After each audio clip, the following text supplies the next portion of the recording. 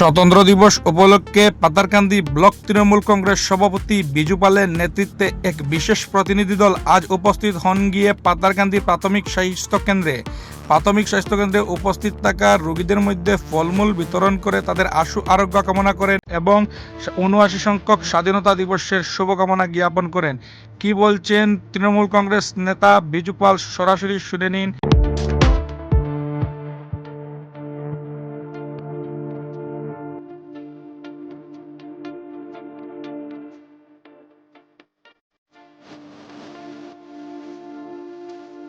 আজকে ৭৯তম স্বাধীনতা দিবস উপলক্ষে আমরা পাতারকান্দিবাসীর খোঁজখবর নিলাম।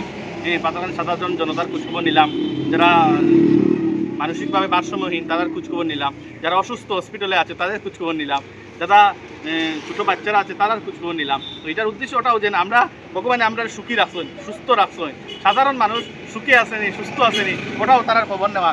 কেউ কিচ্ছু করতে, ভগবানই সর্বশক্তিমান, তাইনি সর্বপাওয়ার, তার কাছেই সব কিছু আছে। কিন্তু আমরা কিছু একটা মানুষ হিসাবে ভগবান আমরা সুস্থ রাখছেন, এটা আমরা সুক্রিয়া করতে লাগে। তাহলে পেশেন্টরার লগে মিলিয়া নিজের খুব খুশি মনে হয়, ভগবানের কাছে প্রার্থনা করি, আরোগ্য কামনা করি যে তারা খুব শীঘ্রই সুস্থ হোক, ভালো থাকুক, সবার ঘরে সুখ শান্তি সমৃদ্ধি থাকুক।